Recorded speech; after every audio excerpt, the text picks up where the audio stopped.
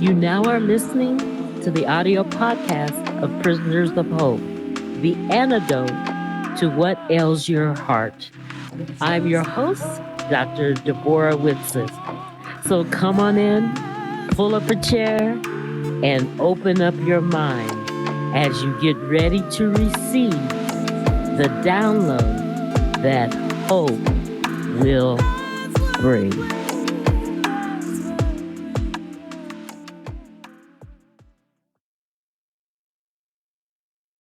Well, hey.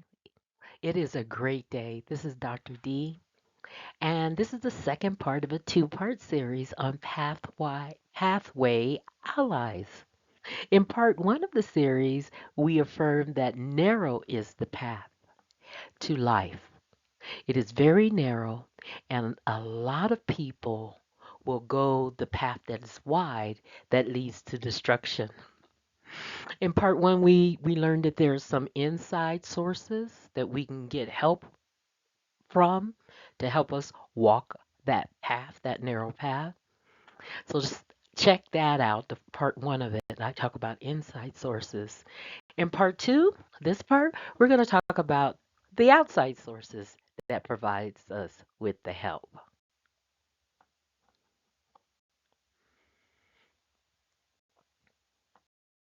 So we're looking at where does our help come from?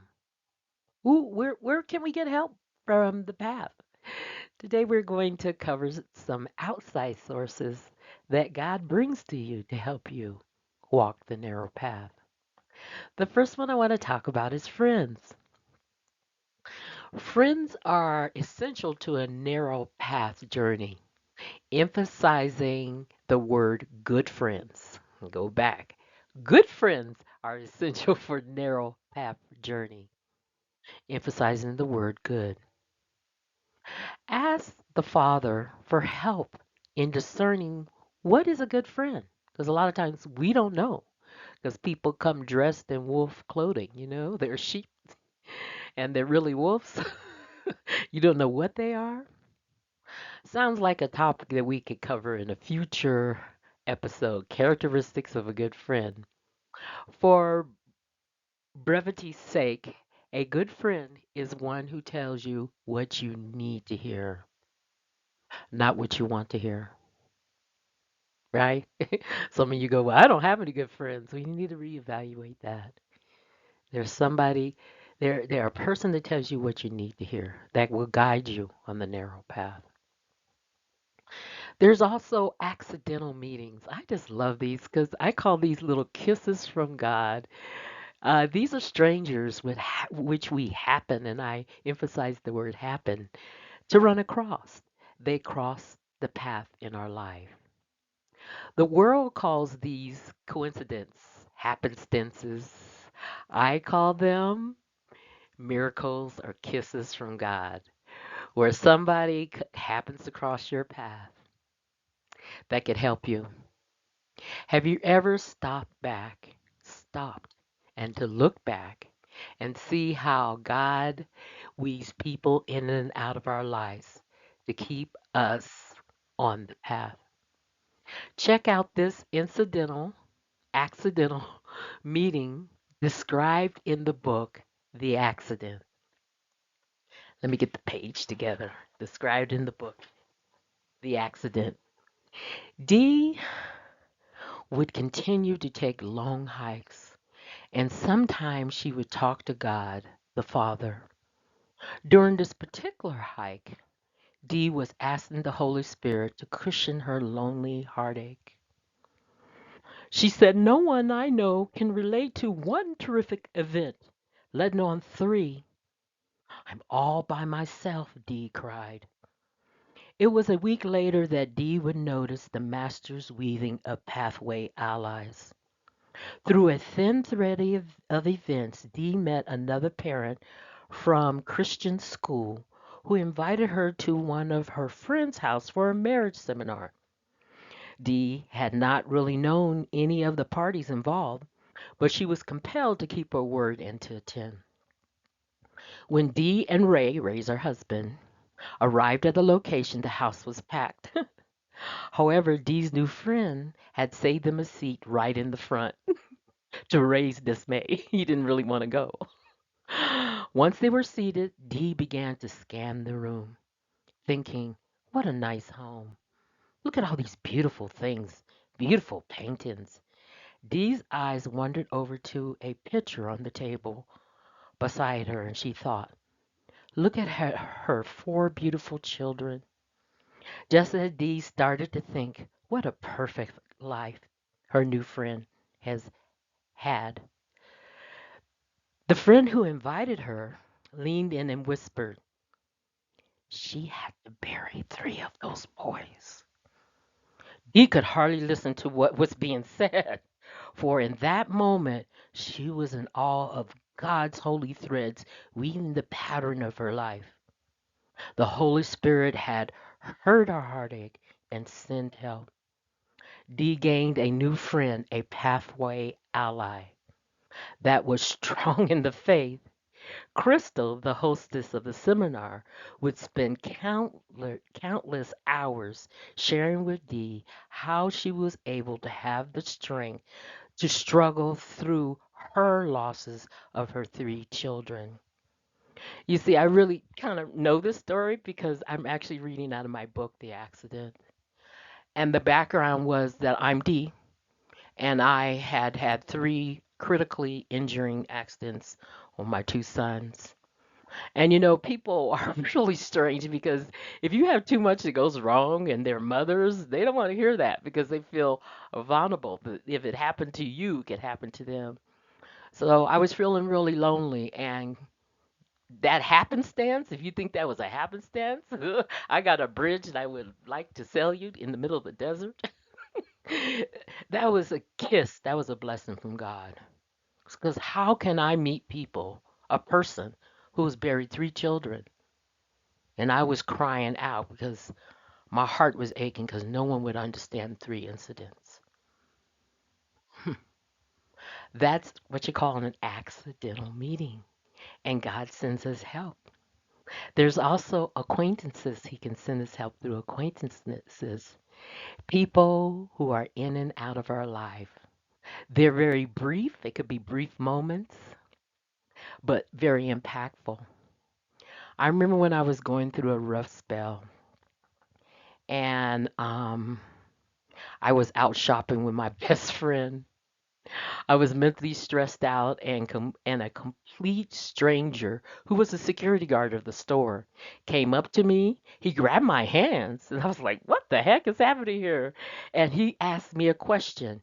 He looked at me firmly in the eyes, and he said, "Who is in control?" And I'm like, "What? What?" And he repeated, "Who is in control?" I didn't respond, and he said, "God." And that was the word I needed to stay the course from a complete stranger, a security guard in a store. So, accidental meetings, you could have friends, you could have acquaintances. I mean, could you actually see God bringing us a word of encouragement just when we need it? We can also get outside help from sermons, talks, or lectures that we've heard. Pathway help can come from indirect sources also. Things like notes. Whenever I hear a sermon or a talk, I take notes because I can't remember. And I re listen and I revisit those notes. The teacher's effective when the student is ready, when the student appears. Now, books is another example of an indirect source to help you. Highlighting different colors for different times. That's what I do in my life because I will find out that I'm a different person. So if I'm reading something, I might have a green highlight for 2023 and a blue one for 24 so I can actually track where my head was at that time. I've heard people say, "Well, I can't read." There's no excuses. There's audibles. I mean, audibles. Audibles, you can listen. It doesn't matter how you get the material in your head. You can listen. You can listen while you exercise, drive, and sleep. You can listen. You can program yourself to be wary, to be ready, to accept that help when it comes. So, because part of our problem is that we don't recognize the help and we're not ready to accept it. Let's take a deeper dive. So on the inside, you're gonna build up your fortitude, right? Life is a battle, and you must specialize in fine tuning your armor. I remember when my son was learning multiplications, he asked me, how much was 0 times 10? And I said, 0. And he said, what about 0 times 20? 0, 30, 40, and so on. When I answered each of the questions with a resounding 0, he seemed a bit puzzled. And then he asked, why in the world would anybody multiply anything by 0? Good question out of the mouths of babes. In his book, The Slight Edge, Jeff Olson forwards the concept of the secret of a penny. And I'm going to quote, to accomplish anything worth accomplishing, to create success, to achieve your dreams, you don't have to do the impossible. You don't have to do the extraordinary, the superhuman things. But you do have to do something. You have to start with a penny. You are to build up yourself from the inside. That's my addition. Now back to the quote. He said, success doesn't come from nowhere. It can't be conjured up out of the thin air. It comes from a very small, tiny beginning. But there has to be a beginning. That beginning is the thing people miss, the thing they don't see. And they don't see it because it's so tiny. It's almost invisible. That's the end of the quote. So basically, this means that a lot of fortitude building happens in the unseen realm. Work on yourself so you do have something to give. That's on the inside. On the outside, you have to sharpen your awareness. Many promises that we have in blessings, and he promises that if we abide in him, there will be many promises. John 15:7 says, if you abide in me and my words abide in you, ask what you wish, and it will be done for you. So there's many promises. He cares about your walk. He will send allies. You have to be able to recognize. You have to build up your fortitude so you're able to grab onto the opportunities. This means that he sends us others to help us stay on the narrow path.